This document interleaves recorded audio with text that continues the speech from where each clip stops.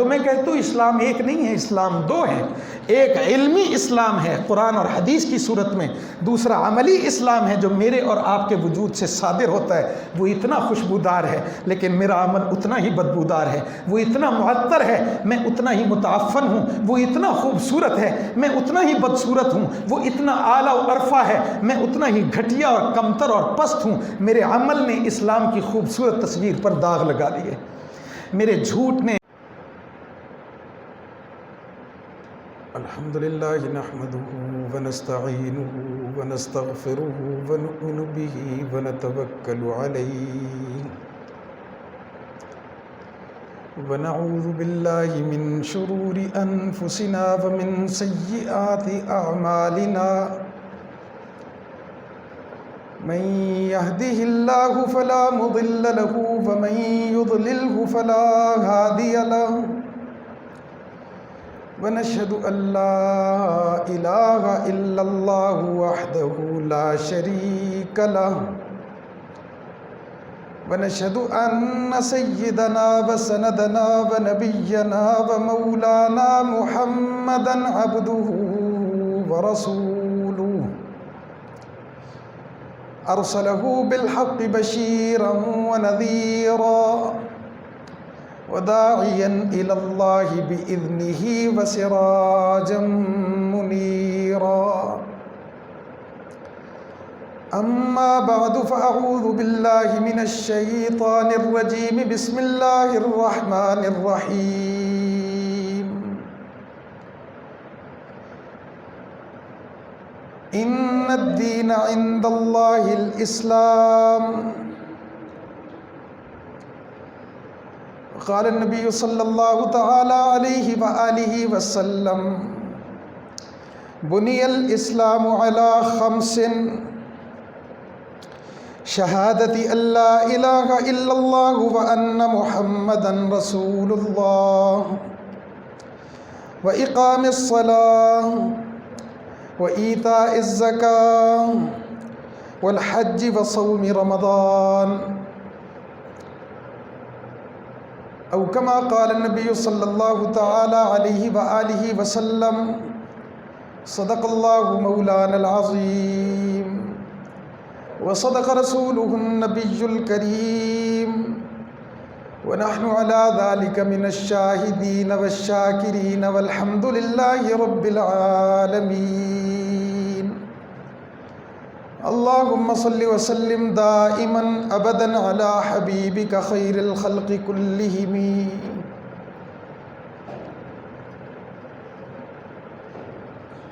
بھلا دی ہم نے اسلاف سے میراث جو پائی تھی، بھلا دی ہم نے اسلاف سے میراث جو پائی تھی، سریا نے زمیں پر آسمان سے ہم کو دے مارا۔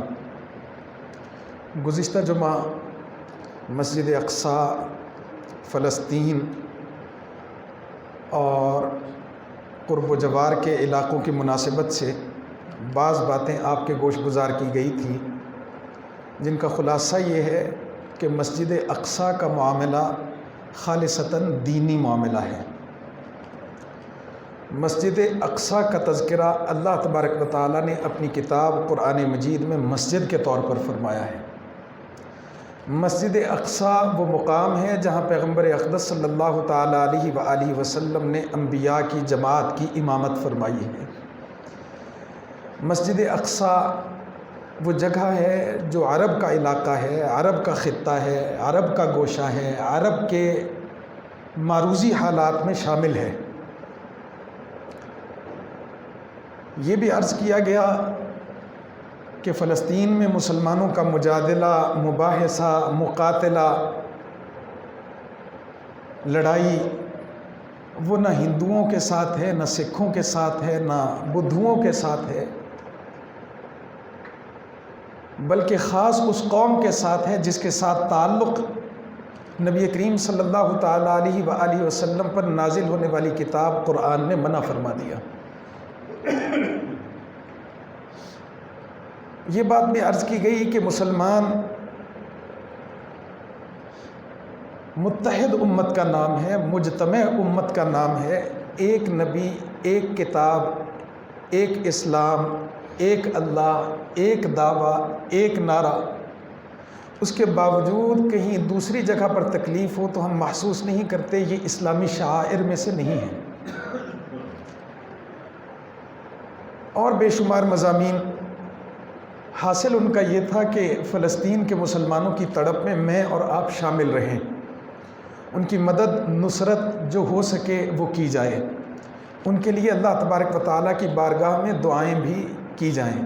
الحمدللہ وہ معاملہ ہوا، کمزور ہونے کے باوجود، تعداد میں کم ہونے کے باوجود، صرف ایک ہفتے کے اندر اندر کیفیت بالکل مختلف ہو گئی، بجائے اس کے کہ فلسطینی اپنی کمزوری کا لحاظ کرتے ہوئے ہاتھ جوڑتا، الٹا یہ ہوا کہ اسرائیل نے اپنے ہاتھ جوڑے اور اپنے گھٹنے ٹیکے۔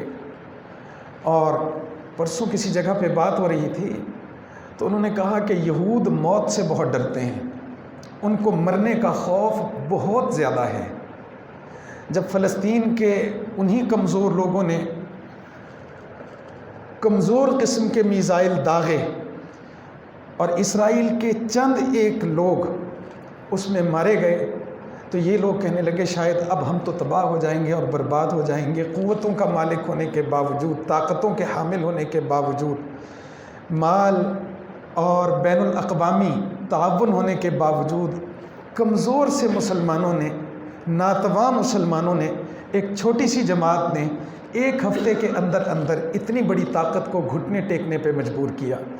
شرائط اس صلح نامہ کی کئی ہیں، لیکن ایک شرط جس پہ میرا بہت زیادہ غور رہا وہ یہ ہے کہ اسرائیلی یہودی بیت المقدس کے اندر داخل نہیں ہوں گے۔ یہ ایک شرط ہے اس معاہدہ کی، جس معاہدہ کی بنیاد پر صلح ہوئی ہے۔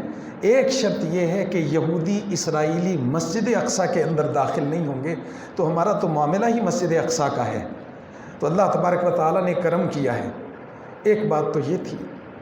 دوسرا یہ بھی سوچتے رہے کہ ہم کیوں اتنے پریشان ہیں، تعداد میں زیادہ ہونے کے باوجود ہم کیوں اتنے پریشان ہیں، 55 سے زائد ممالک ہونے کے باوجود ہم کیوں اتنے پریشان ہیں، 1.5 ارب سے زیادہ آبادی کے ہونے کے باوجود ہم کیوں اتنے پریشان ہیں، ایٹمی طاقتوں کا مالک ہونے کے باوجود ہم کیوں اتنے پریشان ہیں کہ افریقہ ہو یا یورپ ہو، ایشیا ہو یا عرب ہو، جتنے خطے ہیں زمین میں، ہر خطے میں مسلمانوں کی ایک خاص تعداد ضرور بستی ہے۔ ہم کوئی تنہا قوم تو نہیں ہے، ہم کوئی الگ تھلگ لوگ تو نہیں ہیں، ہم تو پوری دنیا میں موجود ہیں اور بسے ہوئے ہیں۔ اس کے باوجود یہ زوال کیوں، اس کے باوجود یہ کمزوری کیوں، اس کے باوجود ناتوانی کا یہ عالم کیوں؟ تو اس کا جواب ایک ہی شعر میں نے آپ کے گوش گزار کر دیا کہ بھلا دی ہم نے اسلاف سے میراث جو پائی تھی، بزرگوں نے گنوا دی ہم نے اسلاف سے میراث جو پائی تھی، ثریا سے زمین پر آسمان نے ہم کو دے مارا۔ ہماری تاریخ نے، ہمارے اکابر نے، ہمارے بزرگوں نے، ہمارے اسلاف نے، 1400 سال کی اسلامی تاریخ نے جو کچھ ہمیں سکھایا ہم نے اسے بھلا دیا، جو کچھ ہمیں سکھایا ہم نے اسے گنوا دیا، جو کچھ ہمیں سکھایا ہم نے اسے پس پشت ڈال دیا۔ نتیجہ یہ کہ اللہ تبارک و تعالیٰ کی ناراضگی کا اظہار ہی یوں ہوا کہ تم 55 ہو 110 ہی کیوں نہ بن جاؤ، تم 1.5 ارب ہو 3 ارب ہی کیوں نہ ہو جاؤ، تمہارے پاس تیل کی طاقتیں ہیں، تمہارے پاس اور ہی کئی ذخائر کیوں نہ آ جائیں، تم ایٹمی قوت کے مالک ہو، تمہارے پاس اور زیادہ ایٹمی صلاحیتیں کیوں نہ آ جائیں۔ جب تک تم نے اسلاف کے وتیرے کو اپنے قلب کے ساتھ نہیں جوڑا، فتح تمہارا مقدر نہیں بن سکتی، تم کامیاب اور کامران نہیں ہو سکتے۔ اصل میں کامیابی کا معیار تعداد نہیں ہے، کامیابی کا معیار ایٹمی قوت ہونے پر نہیں ہے، کامیابی کا مدار دنیاوی وسائل پر نہیں ہے، کامیابی کا مدار کئی اسلامی ریاستیں اور ان کے مزید بڑھ جانے پر نہیں ہے۔ کامیابی کا مدار ہے تو اللہ کی کتاب میں ہے، کامیابی کا مدار ہے پیغمبر اقدس صلی اللہ تعالیٰ علیہ وآلہ وسلم کی سنت کے اتباع میں ہے، کامیابی کا مدار ہے تو اسلام کی 1400 سالہ تاریخ اور اس پر تواتر کے ساتھ جو عمل ہوا اسی میں ہے۔ جہاں جہاں مسلمانوں نے اس میراث کو چھوڑا، اللہ تبارک و تعالیٰ نے وہاں وہاں مسلمانوں کی مدد اور نصرت سے ہاتھ اٹھا لیا۔ یہ تو ضمناً بات ہو رہی ہے، تو ایک واقعہ بھی آپ کے گوش گزار کر دوں کہ جب کبھی مسلمان تھوڑا سا بھی دائیں بائیں ہوا ہے، جب کبھی ایک موقع نہیں، بڑا موقع نہیں، جب کبھی چھوٹی سی بھی لغزش ہوئی ہے اللہ تبارک و تعالیٰ نے میدان جنگ میں مسلمانوں کو نتیجہ اور سزا دکھائی ہے۔ غزوہ احد کے آپ حالات پڑھ لیں، تھوڑی سی کوتاہی ہوئی ہے۔ کوتاہی یہ ہوئی ہے اللہ کے رسول نے ایک ڈیوٹی لگائی، اس ڈیوٹی پر پوری طرح سے قائم نہ رہ سکے۔ دوسرا یہ کہ اللہ کے رسول کی مشیت اور ارادہ یہ تھا کہ مدینہ کے اندر رہ کے جنگ کی جائے، صحابہ نے کہا باہر نکلیں گے۔ نبی کریم صلی اللہ تعالیٰ علیہ وآلہ وسلم نے بات کو مان لیا، لیکن اس لغزش کی سزا عین غزوہ احد کے موقع پر مسلمانوں کو ملی ہے۔ وہ تو اتنے اونچے لوگ تھے، صحابہ کرام رضوان اللہ تعالیٰ علیہم اجمعین، وہ تو اتنے اونچے لوگ تھے، اولئک هم المؤمنون حقا، وہ تو اتنے اونچے لوگ تھے، امتحن اللہ قلوبہم للتقوی، اللہ نے ان کو تقوی میں جانچا۔ وہ راشد لوگ تھے، وہ نیک لوگ تھے، وہ ہدایت یافتہ لوگ تھے، وہ سچے مومن تھے، ان کے لیے جنتوں کے وعدے ہیں، لیکن وہ تھوڑا سا پھسلے ہیں تو اللہ تبارک و تعالیٰ نے سزا دی ہے۔ سزا کی ایک کیفیت ہے جس کا ذائقہ چکھنا پڑا ہے۔ میں اور آپ، ہم تو ان کا عشر عشیر، ان کے پاؤں کی دھول کے برابر بھی نہیں ہیں، تو جب ہم پھسلیں گے تو سزا کا دائرہ کتنا وسیع ہوگا آپ دنیا میں دیکھ رہے ہیں۔ غور کیا کہ مسئلہ کہاں ہے، رکاوٹ کہاں ہے، ناکامی کیوں ہے؟ تو ایک بنیادی وجہ تو یہ سامنے آ گئی کہ ہم نے اسلاف اور بزرگوں اور اکابر، اور ہمارے ہاں یہ بھی ایک شوشہ ہے کہ بعض طبقات ایسے ہیں جو اسلاف کو بھی نہیں مانتے، بزرگوں کو بھی نہیں مانتے، اکابر کو بھی نہیں مانتے، وہ تو ائمہ کو نہیں مانتے، وہ تو صحابہ کو نہیں مانتے۔ اللہ تبارک و تعالیٰ محفوظ و مامون فرمائے۔ تو جب ہم ان کو مانتے ہی نہیں، ہم نے ان کو حق کے معیار پر کبھی تولا ہی نہیں، ہم نے ان کے راستے کو کبھی اپنایا ہی نہیں، تو کامیابی اور کامرانی کہاں سے آ جائے گی؟ تو ایک بات تو ناکامی کی یہ ہے کہ ہم نے بزرگوں کے طریقے کو چھوڑ دیا، ایک۔ دوسرا، اگر آپ کی توجہ ہو تو سوچ سوچ کے میں ایک نتیجے پہ پہنچا ہوں۔ ممکن ہے آپ میری رائے کے ساتھ اتفاق کریں اور ممکن ہے کہ آپ کی رائے مختلف ہو۔ 15 نکات ہیں جو آج کی اس نشست میں چند منٹ کے اندر آپ کے گوش گزار کرنے ہیں۔ ان میں سے بعض تو آپ سن چکے ہیں، اور اس منبر پر کھڑے ہو کے میرا دعویٰ ہے یہ کہ اگر ان 15 نکات کو اختیار کر لیا جائے تو دنیا کی کوئی قوت، کوئی طاقت آپ کو کبھی کسی لمحے شکست نہیں دے سکتی۔ ناممکن ہے کہ آپ کے پاس وہ 15 نکات ہوں اور آپ ان 15 نکات پر قائم رہیں، پھر آپ کو صبح کی شرمندگی، ندامت یا شکست ہو، یہ ممکن نہیں ہے۔ پہلی بات، لفظ اسلام کو سمجھنا ہے۔ اس موضوع پر تفصیل سے بات ہو گئی، لیکن میں 1 منٹ میں اعادہ کے طور پر وہ 5 نکات آپ کے گوش گزار کر دوں۔ اول یہ ہے کہ اسلام، ہم مسلمان ہیں، ہمارا دین اسلام ہے۔ اسلام ہے کس چیز کا نام؟ تو 5 نکات تو آپ اس میں یاد رکھیں۔ اول، الاسلام من السلم، اسلام سلامتی ہے۔ دوم، الاسلام من التسلیم، اسلام عاجزی، انکساری اور مان لینے کا نام ہے۔ تکبر، انکار، کبر کا نام اسلام نہیں ہے۔ عاجزی، انکساری، اطاعت، تسلیم، جھک جانے کا نام اسلام ہے۔ تیسرا، الاسلام هو السالم، اسلام سالم دین ہے، کامل دین، ایسا کامل دین کہ زندگی کا کوئی شعبہ ایسا نہیں جس میں اسلام میری اور آپ کی رہنمائی نہ کرتا ہو، ایسا کامل اور مکمل دین ہے۔ چوتھا، الاسلام من سلمتن، اسلام نرم و نازک دین ہے، آپ تھوڑا سا دائیں بائیں ہوں گے اسلام ٹوٹ پھوٹ جائے گا۔ اور آخری بات، الاسلام فی الحقیقت هو السلم، اسلام تو حقیقت میں ایک سیڑھی ہے، بلندی کی طرف جانے کا راستہ دکھانے والی چیز، بلندیوں اور رفعتوں تک پہنچانے والی چیز۔ سب سے پہلے میرا اور آپ کا ایمان کامل اس بات پر ہونا چاہیے کہ اسلام سلامتی کا دین ہے، اسلام جھکنے کا دین ہے، اسلام کامل دین ہے، اسلام نازک دین ہے، اور اسلام بلندیوں کی طرف آپ کو پہنچانے کا دین ہے۔ جب آپ کا بنیادی اعتقاد ان چیزوں پر ہو جائے گا تو اسلام کی ایک مجہول سی شکل، ایک چہرہ، ایک ساخت، ایک ڈھانچہ وہ آپ کے سامنے آ جائے گا۔ اسلام کا ایک ابتدائی بنیادی تعارف آپ کے سامنے آ جائے گا۔ اسلام کسی شخصیت کے ساتھ منسوب دین نہیں ہے، اسلام کسی قوم کے ساتھ منسوب دین نہیں ہے، اسلام کسی خاص بولی اور زبان کے ساتھ منسوب دین نہیں ہے، اسلام کسی خاص خطے اور علاقے پر مشتمل دین نہیں ہے۔ اسلام شخصیات سے ماوراء اللہ کا نازل کردہ دین ہے۔ اسلام حدود اربعہ سے ماوراء پورے کرۂ ارضی، تمام دنیا اور زمین اور آسمان اور کائنات کا دین ہے۔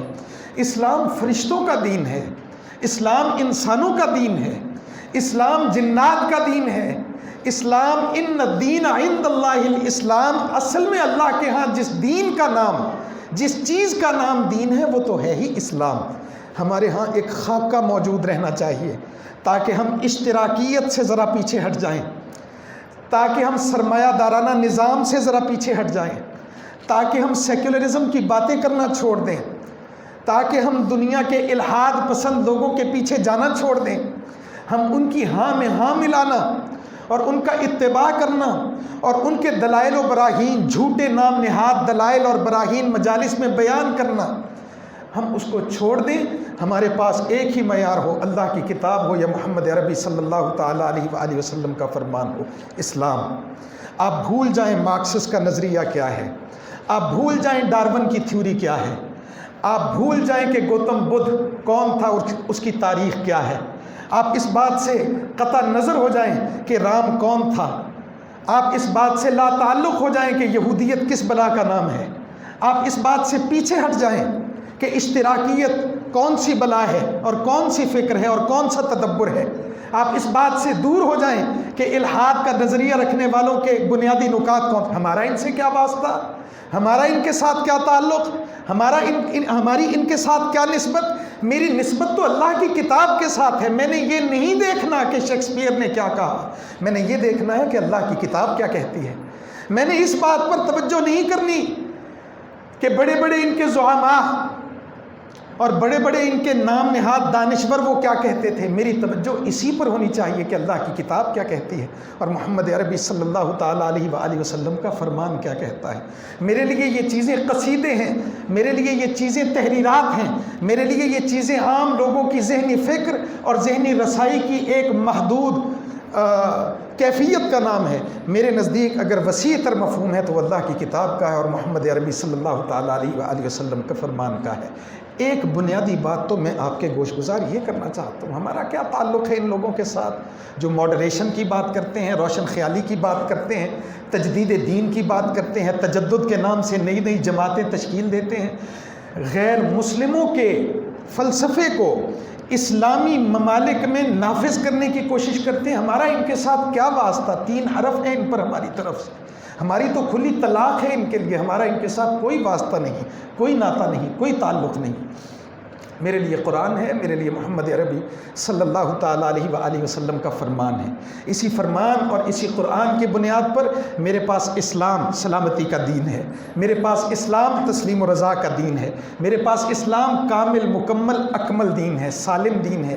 میرے پاس اسلام ایک نرم و نازک پھول کی پنکھڑی کی طرح نرم و نازک خوبصورت خوشبودار دین ہے۔ میرے لیے اسلام سیڑھی کی طرح مجھے اونچا کر دینے والا دین ہے۔ 5 نکات آپ یہ یاد رکھیں اسلام کے بارے میں۔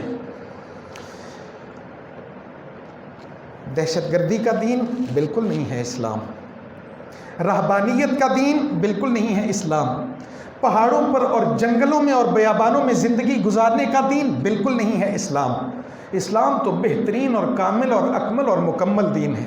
میں اس کی مزید تفصیل میں جانا نہیں چاہتا تاکہ ہم دوسرے نقطے کی طرف آ جائیں۔ یہ ایک ڈھانچہ، ایک ساخت اسلام کی آپ کے گوش گزار کی ہے۔ اس کے بعد آگے چلیں۔ صحیح بخاری میں پیغمبر اقدس صلی اللہ تعالیٰ علیہ وآلہ وسلم نے بعض چیزوں کے متعلق فرمایا وہ اسلام کی بنیادیں ہیں۔ بنیاد، یہ مسجد ہے، اس کی بھی کوئی بنیاد ہے، آپ کا گھر ہے، اس کی بھی کوئی بنیاد ہے، ہر چیز چاہے وہ ظاہر میں نظر آ رہی ہو یا باطن میں اس کا احساس ہو، کوئی نہ کوئی بنیاد ضرور ہوتی ہے۔ پاکستان ایک پورا مملکت ہے، ایک ریاست ہے، اس کی بنیاد وہ دستور ہے، وہ قانون ہے جس کی بنیاد پر میں اور آپ چل رہے ہیں۔ اسی طرح سے اسلام کی بھی بنیاد ہے۔ اس کی تفصیل میں جانے کی ضرورت تو ہے نہیں کہ جو شخص سمجھدار ہوتا ہے اس کی توجہ ہمیشہ اس بات پر ہوتی ہے کہ جو چیز میں بنانے جا رہا ہوں اودیاں نیاں مضبوط ہونی چاہیے، اس کی بنیاد مضبوط ہونی چاہیے، بنیاد میں کمی نہیں ہونی چاہیے، بنیاد میں کمزوری اور ضعف نہیں ہونا چاہیے۔ بنیاد کمزور ہو گئی تو اس کے اوپر کھڑی ہونے والی عمارت کمزور ہوگی، عمارت کمزور ہو گئی تو اس پر ڈالی جانے والی چھت کمزور ہو جائے گی، پھر عمارت بنانے کا بنیادی مقصد آپ کا فوت ہو جائے گا، پھر وہاں کے مکین خوف زدہ رہیں گے کہ نیاں چے تو پانی پہ گیا ہے، کندھاں چے تو دراڑ آ گئی ہے، چھت دے وچ تو موریاں ہو گئی ہیں۔ نتیجہ کیا ہوگا؟ عمارت تو ہوگی ٹوٹی پھوٹی ہوگی، عمارت تو ہوگی کمزور ہوگی، عمارت تو ہوگی ضعیف ہوگی۔ نتیجہ کیا نکلے گا؟ اس عمارت میں جو بچے، جو بوڑھے، جو عورتیں، جو مرد رہتے ہوں گے، نہ انہیں سکون کی نیند آئے گی، نہ چین کا دن ان کا گزرے گا، پتہ نہیں کیڑے ویلے چھت ساڑھے سراتے ڈگ پڑی۔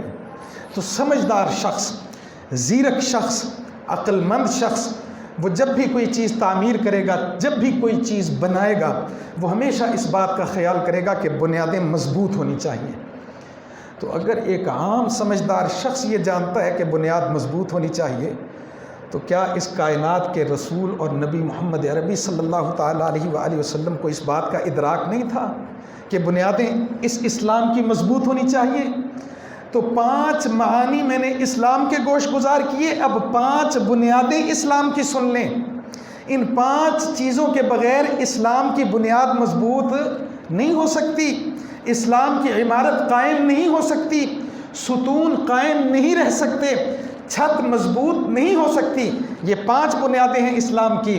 پیغمبر اقدس صلی اللہ تعالیٰ علیہ وآلہ وسلم نے فرمایا بنی الاسلام علی 5، اسلام کی بنیاد 5 چیزوں پر ہے۔ شہادت اللہ الہ الا اللہ و محمد رسول اللہ، ایک اللہ تبارک و تعالیٰ کے علاوہ کوئی معبود نہیں، اور محمد صلی اللہ تعالیٰ علیہ وآلہ وسلم اللہ کے رسول ہیں۔ میں اور آپ اس ایک بنیاد کو ہم کہتے ہیں کلمہ شہادت۔ یہ اسلام کی پہلی بنیاد ہے۔ اللہ کے علاوہ کوئی معبود نہیں، اللہ کے علاوہ کوئی حاجت روا نہیں، اللہ کے علاوہ کوئی مشکل کشا نہیں، اللہ کے علاوہ کوئی مددگار نہیں، اللہ کے علاوہ کوئی پیدا کرنے والا نہیں، اللہ کے علاوہ کوئی مارنے والا نہیں، اللہ کے علاوہ کوئی بیماری دینے والا نہیں، اللہ کے علاوہ کوئی شفا یاب کرنے والا نہیں، اللہ کے علاوہ عمروں میں برکت دینے والا کوئی نہیں، اللہ کے علاوہ اولادیں دینے والا کوئی نہیں، اللہ کے علاوہ روزی رزق کا مالک کوئی نہیں۔ اعتقاد اس بات پر مضبوط۔ دوسرا، محمد ہے رسول صلی اللہ تعالیٰ علیہ وآلہ وسلم اللہ تبارک و تعالیٰ کے اسوہ ملے گا تو وہیں سے ملے گا، نمونہ ملے گا تو وہیں سے ملے گا، طریقہ ملے گا تو وہیں سے ملے گا، زندگی کیسے گزارنی ہے یہ سیکھنا ہے تو محمد عربی صلی اللہ تعالیٰ علیہ وآلہ وسلم سے سیکھنا پڑے گا۔ اس کو ہم کہتے ہیں کلمہ شہادت۔ اسلام کی 5 بنیادوں میں سے پہلی بنیاد، آپ نے ایک لمحے کے لیے کلمہ کو چھوڑ دیا، بنیاد کمزور ہو گئی۔ آپ نے ایک لمحے کے لیے اللہ کی الوہیت کے ساتھ کسی کو شریک ٹھہرا دیا، بنیاد کمزور ہو گئی۔ آپ نے ایک لمحے کے لیے اللہ کا دروازہ چھوڑ کے کسی اور کے دروازے پہ دستک دینا شروع کی، آپ کے اسلام کی بنیاد کمزور ہو گئی۔ آپ نے ایک لمحے کے لیے محمد عربی صلی اللہ تعالیٰ علیہ وآلہ وسلم کے علاوہ کسی اور شخص کو اپنا آئیڈیل، اپنا مقتدام، اپنا پیشوا مانا، سمجھو اسلام کی بنیاد کمزور ہو گئی۔ علامہ اقبال بہت بڑی شخصیت، پیشوا محمد مصطفیٰ صلی اللہ تعالیٰ علیہ وسلم، اقبال نہیں ہے۔ محمد علی جناب بہت معروف شخصیت، لیکن بس ٹھیک ہے شخصیت ہیں۔ پیشوا رہنما محمد مصطفیٰ صلی اللہ تعالیٰ علیہ وآلہ وسلم، صحابہ کرام رضوان اللہ تعالیٰ علیہم اجمعین جلیل القدر ہستیاں ہیں، لیکن پیشوا رہنما مصطفیٰ محمد عربی صلی اللہ تعالیٰ علیہ وآلہ وسلم، محدثین، فقہاء، مورخین، مفسرین، قائدین، مجاہدین، سپہ سالار، بہت تاریخ بھری پڑی ہے، لیکن مقتدا، پیشوا، رہنما مصطفیٰ محمد عربی صلی اللہ تعالیٰ علیہ وآلہ وسلم۔ آپ ایک لمحے کے لیے محمد کو چھوڑیے، اقبال کو پکڑیے، میں دعوے کے ساتھ کہتا ہوں آپ کا اسلام ٹوٹ پھوٹ جائے گا۔ آپ ایک لمحے کے لیے محمد مصطفیٰ کو چھوڑیے، محمد علی جناح کے پلو کے ساتھ اپنے آپ کو جوڑ لیجئے، آپ کا اسلام کمزور ہو جائے گا۔ آپ ایک لمحے کے لیے محمد عربی صلی اللہ تعالیٰ علیہ وآلہ وسلم کی تعلیم کے مقابلے میں کسی اور تعلیم، کسی اور فلسفے، کسی اور قاعدے، کسی اور دستور کو اپنائیے، آپ کے اسلام کی بنیاد کمزور ہو جائے گی۔ بات سمجھ گئے؟ بنی الاسلام علی خمس، شہادت لا الہ الا اللہ و محمد رسول اللہ صلی اللہ تعالیٰ علیہ وسلم۔ اسلام کی پہلی بنیاد اللہ کی توحید اور محمد عربی صلی اللہ تعالیٰ علیہ وسلم کی رسالت۔ اسلام کی دوسری بنیاد بإقام الصلاۃ، نماز قائم کرنا۔ کوئی آدمی نماز نہیں پڑھتا، سمجھو اس کے اسلام کی بنیاد کمزور ہو گئی۔ کسی آدمی کی نماز کی طرف توجہ کمزور ہو گئی، اس کے اسلام کی بنیاد کمزور ہو گئی۔ الصلاۃ معراج المؤمن، الصلاۃ عماد الدین، الصلاۃ مفتاح الجنہ، جنت کی چابی نماز، دین کا ستون نماز، مسلمان کی معراج نماز، برائیوں فحشاء منکر سے بچانے والی نماز، اللہ تبارک و تعالیٰ کا معراج کے دن محمد عربی صلی اللہ تعالیٰ علیہ وسلم کے لیے تحفہ نماز، یہ دوسری بنیاد ہے اسلام کی۔ چھوڑ دیجئے نماز، اسلام کی بنیاد کمزور ہو گئی۔ چھوڑ دیجئے کلمہ طیبہ کے تقاضوں کو، اسلام کی بنیاد کمزور ہو گئی۔ تیسرا وإیتاء الزکاۃ، زکوٰۃ کا ادا کرنا۔ آپ نے مال کمایا، آپ صاحب نصاب ہو گئے، مالدار ہو گئے، اس مال کا 40واں حصہ مستحقین پر خرچ کرنا، اللہ تبارک و تعالیٰ کی رضا کے حصول کے لیے۔ پھر خرچ لوگوں پر کرتے ہو، اللہ فرماتے ہیں مجھ پر کیا۔ خرچ لوگوں پر کرتے ہو، اللہ کہتے ہیں مجھ پر احسان کیا۔ قرضہ لوگوں کو دیتے ہو، اللہ کہتے ہیں مجھے قرضہ دیا۔ تو تیسری بنیاد کیا ہے؟ زکوٰۃ۔ اللہ تبارک و تعالیٰ کے راستے میں جو صدقات واجبہ ہیں ان کو خرچ کرنا زکوٰۃ کی صورت میں۔ اس کی ذیلی صورتیں بھی کئی ہیں، صدقہ، خیرات، صدقۃ الفطر، تعاون، قرض حسنہ، لیکن بنیاد کیا ہے؟ عشر اور زکوٰۃ۔ یہ تین بنیادیں ہو گئی اسلام کی۔ چوتھی بنیاد والحج، جو طاقت رکھتا ہو، استطاعت رکھتا ہو، وہ اللہ تبارک و تعالیٰ کے گھر کی زیارت کرے، وہ اللہ تبارک و تعالیٰ کے گھر جائے، وہ اللہ تبارک و تعالیٰ کے گھر کا طواف کرے، وصوم رمضان، اور 5 ماہ رمضان المبارک کے روزے رکھنا۔ یہ اسلام کی بنیادیں ہیں۔ نبی نو بڑا پتہ ہے کہ مضبوط بنیاد انہاں 5 چیزاں نال بننی ہے۔ میں مننا یا نہ مننا، محمد عربی صلی اللہ تعالیٰ علیہ وسلم نے بتا دیا، بنی الاسلام علی خمس، اسلام کی بنیاد 5 چیزوں پر۔ ایک کلمہ شہادت، دوسرا نماز، تیسرا زکوٰۃ، چوتھا حج، اور 5واں رمضان المبارک کے روزے۔ ذرا اپنے گریبانوں میں جھانکیے، کتھے کلمہ طیبہ تے اسی چھریاں چلائیاں، کتھے نماز تو اسی لا تعلق رہے، کتھے سمیٹ کے رکھیا لیکن 40واں حصہ لوگوں کو دین واسطے تیار نہیں ہوئے، کتھے دکان کاروبار دی فکر تے وچ اسی اللہ تبارک و تعالیٰ دا گھر دیکھن واسطے تیار راضی نہیں ہوئے، کتھے اسی طاقتاں اور ہمتاں ہون دے باوجود رمضان دے روزے نہیں رکھے۔ دسو میرا اسلام مضبوط کداں ہو جائے گا؟ میرا اسلام طاقتور کیسے ہو جائے گا؟ جب ہم نے ان 5 بنیادوں کے ساتھ اپنا تعلق کمزور کر دیا تے میرے اسلام دیاں نیاں چ تے پانی پہ گیا، وہ کھوکھلی ہو گئی۔ کہیں کوئی آپ کو غلط فہمی نہ ہو، میں کہا کرتا ہوں اسلام ایک نہیں، اسلام 2 ہے۔ میرا دعویٰ یہ ہے، اسلام ایک نہیں ہے، اسلام 2 ہیں۔ ایک اسلام علمی ہے، قرآن اور محمد عربی صلی اللہ تعالیٰ علیہ وسلم کا فرمان، یہ ایک اسلام ہے، بہت خوبصورت، بہت خوشبودار، معطر، کامل، بہترین، اعلیٰ، اونچا، برتر کامیابیوں کا ضامن اسلام، اللہ کی کتاب اور محمد عربی صلی اللہ تعالیٰ علیہ وسلم کا فرمان، یہ ایک اسلام ہے۔ لیکن ایک اور اسلام ہے جو میرے اور آپ کے وجود سے صادر ہوتا ہے، جو میں کرتا ہے، اور پھر میں کہتا ہوں میں مسلمان ہوں، جھوٹ بولتا ہوں اور میں کہتا ہوں مسلمان ہوں، تو غیر مسلم کہتا ہے اے دا نام ہی اسلام ہے۔ دھوکہ دہی کرتا ہوں اور کہتا ہوں میں مسلمان ہوں، تو دشمن سمجھتا ہے یہی اسلام اخریا۔ ظلم و ستم کرتا ہوں اور کہتا ہوں میں مسلمان ہوں، تو دشمن کہتے ہیں کہ یہی اسلام ہے۔ ایک اسلام خوبصورت ہے اللہ کی کتاب اور محمد عربی صلی اللہ تعالیٰ علیہ وسلم کے فرمان کی صورت میں، وہ خوبصورت ہے، لوگوں کی اس تک رسائی ہی نہیں، لوگ اس تک جاتے ہی نہیں، کتاب کھولتے ہی نہیں، احادیث کی طرف رغبت نہیں، انہوں کیڑا اسلام دستا ہے؟ قرآن تے پڑھیا نہیں، نبی دی زندگی دا تے کدی مطالعہ نہیں کیتا، اب وہ اسلام کو تلاش کرتا ہے مسلمان کے بدن سے۔ مسلمان جو کرتا ہے او دا نام بھی کافرہ نے کی رکھا ہے اسلام۔ مسلمان جھوٹ بولے وہ بھی اسلام، مسلمان دھوکہ دے وہ بھی اسلام، مسلمان ملاوٹ کرے وہ بھی اسلام، مسلمان گالی دے وہ بھی اسلام، مسلمان ظلم و ستم کرے وہ بھی اسلام، مسلمان دوسرے لوگوں کی حق تلفی کرے وہ بھی اسلام۔ تو کفار سمجھتے ہیں اسلام اے ہے جیڑا ایک کر دے پے ہے، جو یہ کرتے ہیں وہی اسلام ہے۔ تو میں کہتا ہوں اسلام ایک نہیں ہے، اسلام دو ہے۔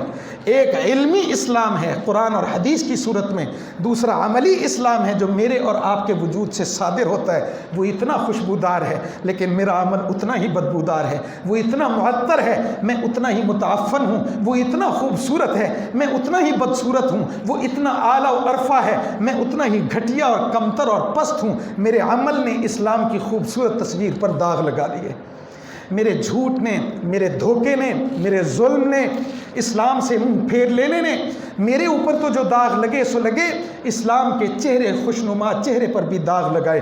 نتیجہ یہ ہے کہ مغرب کے لوگ کہتے ہیں اسلام تو دہشت گرد دین ہے، نتیجہ یہ ہے کہ مغرب کے لوگ تو کہتے ہیں کہ مسلمان تو بد امن قوم کا نام ہے۔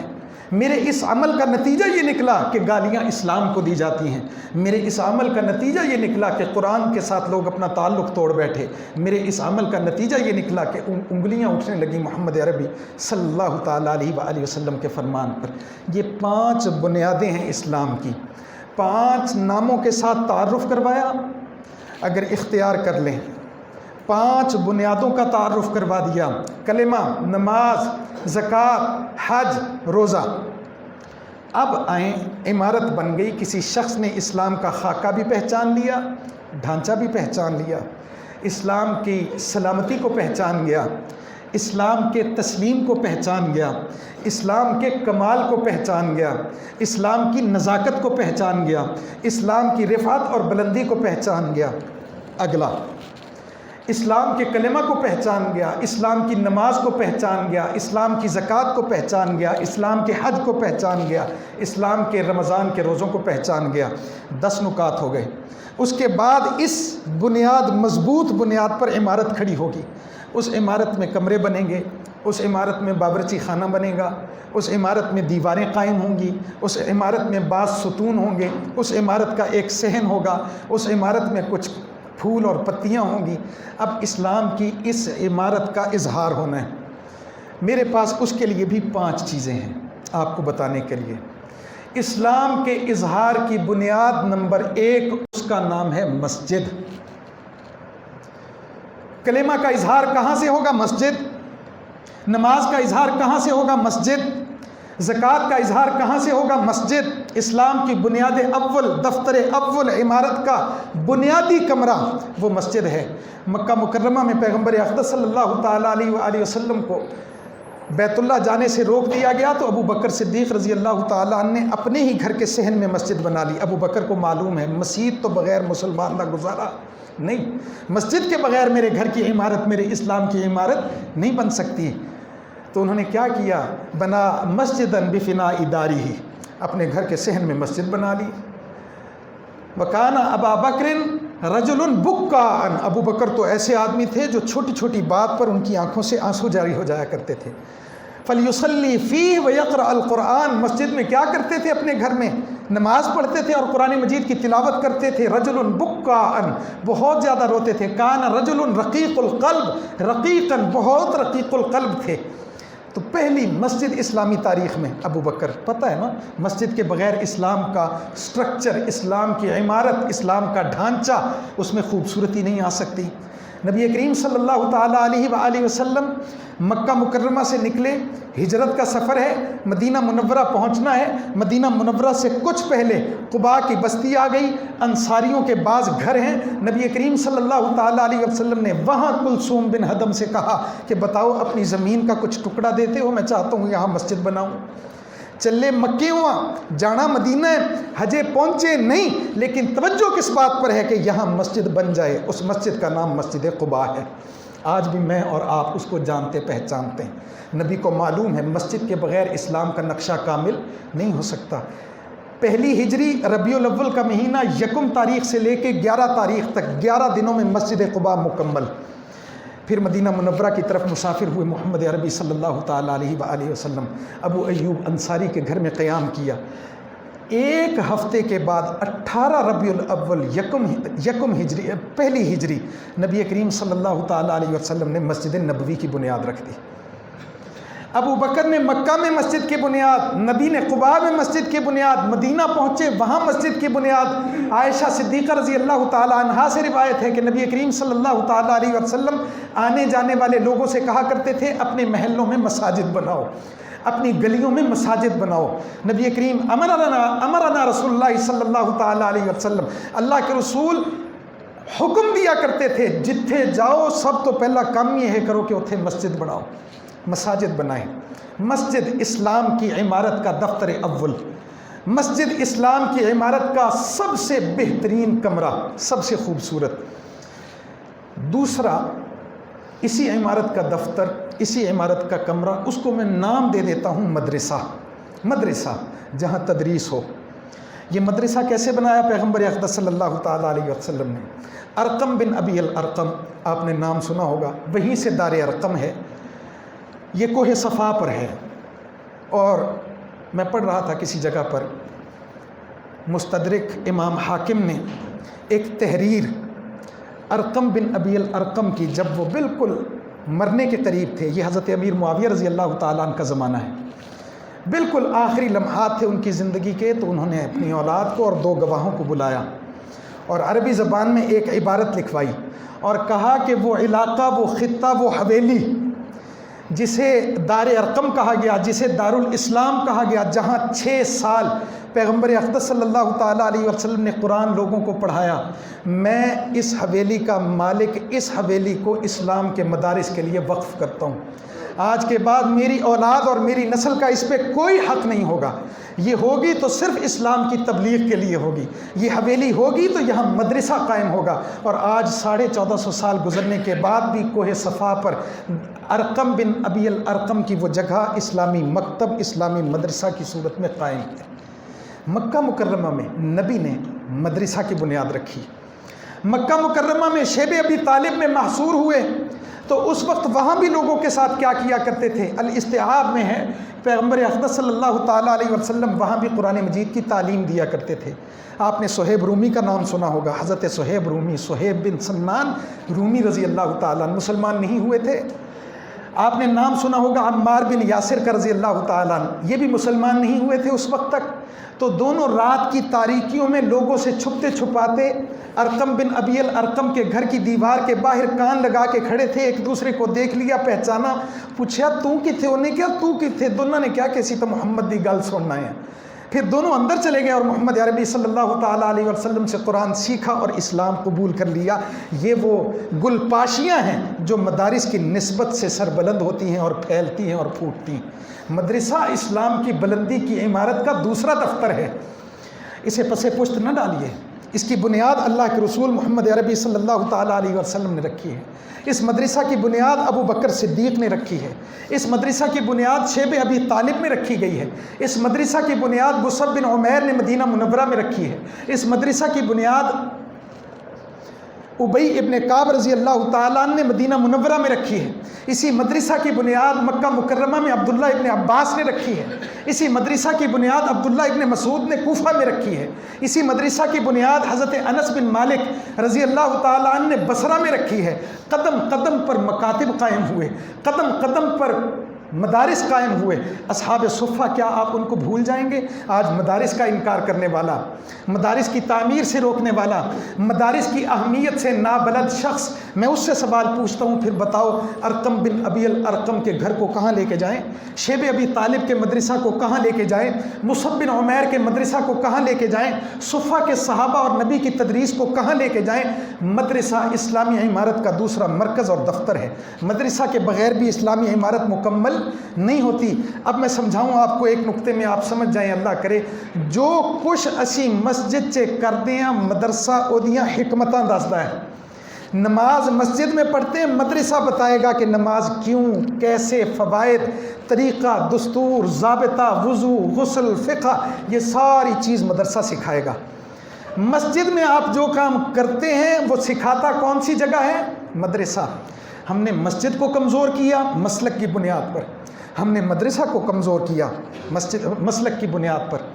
تیسرا دفتر اسی عمارت کا، اس کا میں نے نام رکھا ہے تبلیغ۔ تبلیغ خود اللہ تبارک و تعالیٰ نے قرآن مجید میں بارہا کئی ایک مقامات پر مسلمانوں کو یہ تنبیہ کی ہے، وَلْتَكُمْ مِنْكُمْ أُمَّةٌ يَدْعُونَ إِلَى الْخَيْرِ، تم میں کوئی گروہ ہونا چاہیے جو خیر کی طرف دعوت دے۔ وَمَنْ أَحْسَنُ قَوْلًا مِمَّنْ دَعَا إِلَى اللَّهِ، تم میں سے اس سے زیادہ بہتر شخص کون ہو سکتا ہے جو اللہ تبارک و تعالیٰ کی طرف دعوت دینے والا ہو؟ اللہ کے رسول کا طائف کا سفر کیا بتا رہا ہے آپ کو؟